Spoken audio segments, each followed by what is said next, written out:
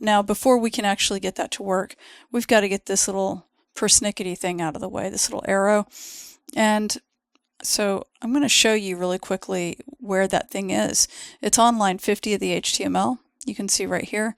There's just a little button. It's a little anchor link, and it says ID to top. And you can see that what it does is it's an anchor link that is going to take us to the intro ID, which is the header. Okay, so for us to get that thing to work, we just want to basically make it sort of live down here in a way that it looks like a little bit of a button. And so I think instead of making that here, I'm going to just add it because it's actually we can make a little note about it here. I'm just going to copy this. I don't think I had anything special here for it. So instead of about, we're going to put this to top button or something like that. Button. All right.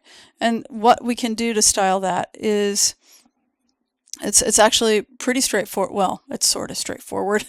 Let's say that we want that to be position fixed. Okay. Position. Let's get it just in general to go to the right place. So position is fixed.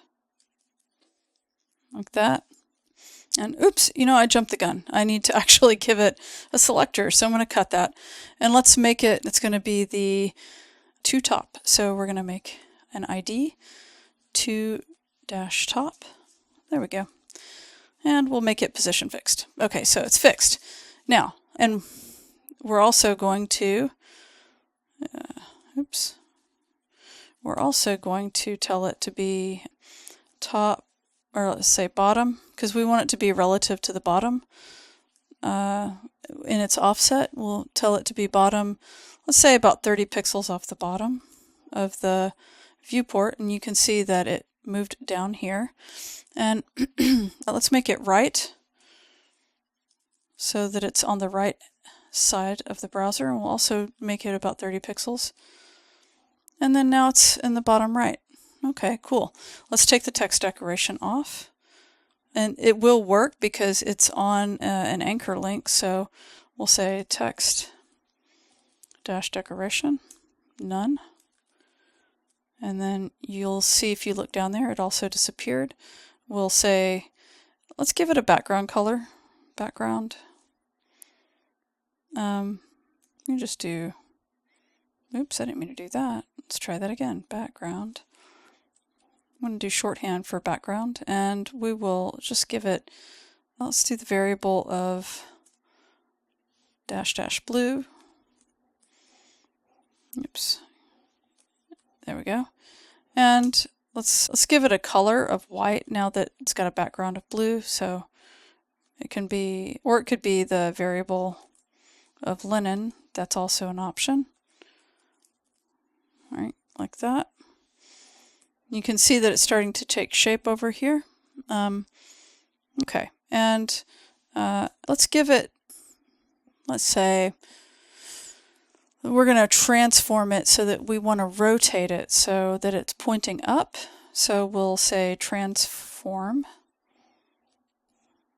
and we're going to say rotate, and we're going to make it rotate, let's say, I think it's negative 90 degrees. And then you just type DEG 4 degrees, and you can see now that it's pointing upwards. Perfect. So far, so good. All right. Now, the other thing that we want to do is we want to give it a height and a width so that it's as big as we need it to be. Let's just sort of guess. Right now, it's 17 pixels is 1 M, right? So we could try 2M and see what happens. So we want the height and the width to be the same, though. So we'll say 17, say 2M, or we could also say rem to rem as well. And that may or may not be big enough. I'm not sure. Let's do a width, and maybe we want to be, let's try 2.5 rem and see. That I think looks a little bit better. So they need to be the same, so we'll make both of them 2.5. And the other thing that we can do is we need to do a text align center so that it goes to the center. Text align center, like that, right? And then we need to give it a line height so that it, well, actually, yeah, let's go ahead and do, before we do anything else, let's go ahead and give it a border. Actually, let me see, does it make, it should make a difference if I say M? No, it doesn't. All right, let's give it a border. And let's make the border, we can make it, let's just make it solid white. So we'll do var, and then we'll do dash dash white, like that. So it will stand out even on the top most, you know, of other things that are that kind of linen color. And then we'll say that it's going to be solid, a solid border. And let's tell it how many pixels to be. Maybe, let's see what happens if we just maybe make it like 2 pixels and see what happens with that. And let me see if it's, yeah, okay. And then we want to give it a border radius. Let's do border radius. And we're going to say 50%. And that should make it a circle. Yeah, okay, so far so good. Now, and then also I'd probably, like when we get, oops, I'm scrolling the wrong thing. If we do this, you see that the border starts to disappear just a little bit. So I think that I'd like to give it a shadow. So we'll do, let's do a box shadow of, I think it was the variable of, let's say, light. Well, actually, we could do light gray, I think. Or no, it would be gray shadow, I think is what it was called. Gray shadow, like that. Okay, and then we also need to give it some coordinates. So we'll say maybe negative 1 pixel on the X, maybe 1 pixel on the Y, maybe 2 pixel blur or something like that, and maybe no spread. And we'll see how that looks. Let's see if we click away from it. Does it actually show us? Let's see. Let me blow that up. Doesn't look like it's actually showing the shadow much. So maybe maybe we don't want to use this. Let's try just doing like a RGBA, and see if something else shows up better. Let's just do black, and then like maybe 0.5. Yeah, I think I like that better. Okay. Yeah. So we're just gonna, I'm just gonna change this shadow to that instead. And I think that is a little bit better. Now the other thing is that I need to get this arrow actually in the center. And before I do that, I think I want the font size a little bit bigger. So actually, let's also try to maybe change the weight. I think that the weight can go up to like 900. Let's see if that makes a difference. So in this case, this is one of those ones with the variable font weight. So if you wanted to refer back over to this one, we need to come down to the font variation settings right here. And you could also have found it somewhere in your CSS, but I'm going to paste that in, and I'm going to change that to 900 and see if that makes any difference. And I don't know that it does really, but so then the other thing I want to do is let's see font size. Let's try like 2. And that's pretty big. Maybe I don't want it that big. Let's try like maybe 1.5. let's just keep working our way up there, like, yeah, 1.5 maybe. And that looks like it's about right. So I can zoom back out of this. Let's just do Command 0. So that's my button for now. And one of the things that you'll notice is that it's going to stay up on top of other things. But I don't know, for instance, if I'd want it to be... Well, the other thing too, I just realized is that my header, it's not going all the way down. I think that I would always want that to be 100% viewport height. So let's do that. Let's fix the header real quick. I want to jump up here to my header, which is the intro, and let's give it a height, or minimum height. Let's do min height at, let's do 100 viewport height, VH, like that. And you'll notice now that I've done that what it did was it made it so that these things are not snapping to the bottom. So what that tells me is that, and this is one of the reasons I think it's really useful for all of these items to be flex, even though if you kind of remember earlier I was saying that all the things that are inside of the branding, for instance, and all of this, right, that they're flex, but that I put them in a column, and so you can see here that it's a column. I put them in a column, so you might be wondering, okay, well, why would I have to do that? Well, this is one of those things where it's really helpful because I can tell it all the content that I want it to orient itself to the end of this parent intro.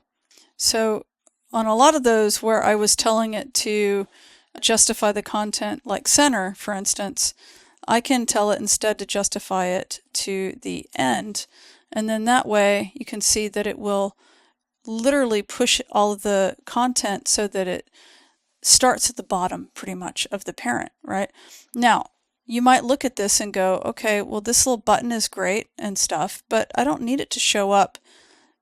Like if I press it, it's basically taking me back to this header. I don't need it to show up on top of that header. So this is where I need to do some z-index stuff, right? And for that to work, I need to make this header relative if it's not already. Let's do that. Let's go back up here and I can say position. I haven't done that. So we'll say position is relative, like that. And then we need to give it a z-index. So we'll say z-index. And let's make the z-index of this, let's make it like on top or something. Let's make it, I don't know, 500. Right? It's definitely on top. Right? So now, because I didn't give a z-index to that little button that I had created, it's definitely going to be on top of that now. And I can go down to this little button, wherever it is, right? This thing called toTop. And maybe I need to give it, you can see that that pops up right there. I think maybe I don't want it to pop up until, let's say that I'm about down to the registration section, which is the save the date. Maybe I don't need to have that visible just yet because it takes me up there, but it's kind of weird for it to be there. Is that true for all? Yeah, it's especially, like, I don't want it really to show up until I'm kind of down here anyway. So let's do that. Let's change it so that it's, let's give it a, I think that I already made this one a position of relative, maybe. Yeah. Oh, position of fixed. Okay, so that's fine. I need to give it a z-index. In fact, let's leave all the position stuff together. Let's just put this up here. So we'll say that it is a z-index of, I don't know, let's just say 100. All right, so it's going to definitely be on top of other things, but maybe I want this about section. Let's say that it is a position of relative, and I want it to have a z-index of, let's say, 200. And what that does is it makes it so that that little button doesn't appear until I get past it. All right, you can see how that works. And I could, animate these things in a whole bunch of different ways and and stuff. So, but for right now, let's just leave it like that. And so now we've got this little button that will pop up when I need it, essentially, and stay out of the loop when I don't. And that also helps me now see how I can make some adjustments for, you'll notice up here now, whenever I hover over these, that I have a stark difference between this background image and these buttons. And that is why we have this fade here. And you'll notice if we examine what we've got our about div, which is this whole thing. And when it's at this location, you'll see over here that it's not so bad. It works just fine. But the problem is that when it's down here, it doesn't, right? So we need it to be consistent all the way across. So if we give this little inset div, well, not inset, I shouldn't say inset. We give this div that we've called fade, it's got a class of fade.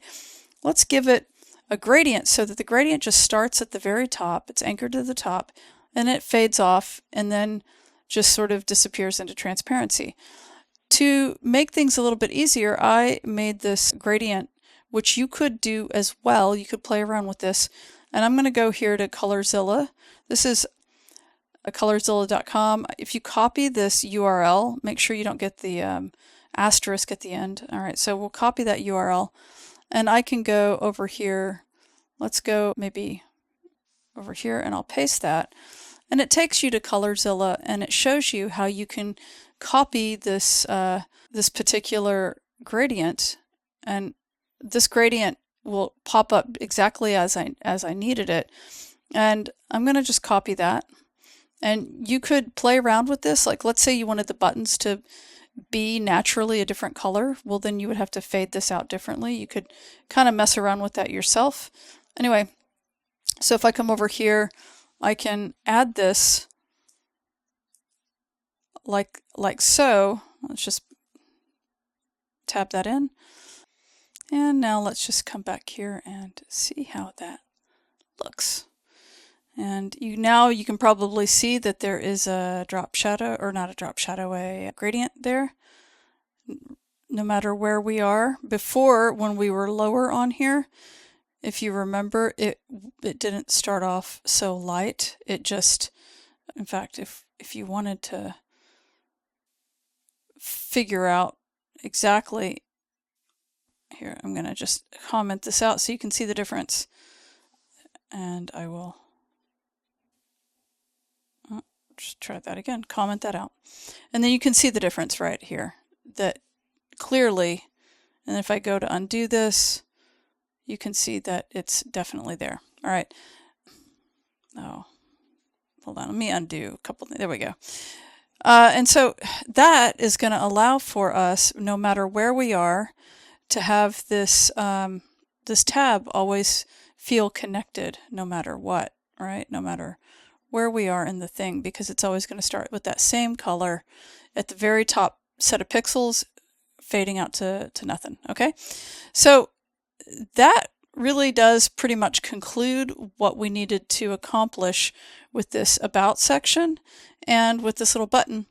So we're going to move on now to this next piece with the Save the Date, where we have call to action and the call to action button off to the right side.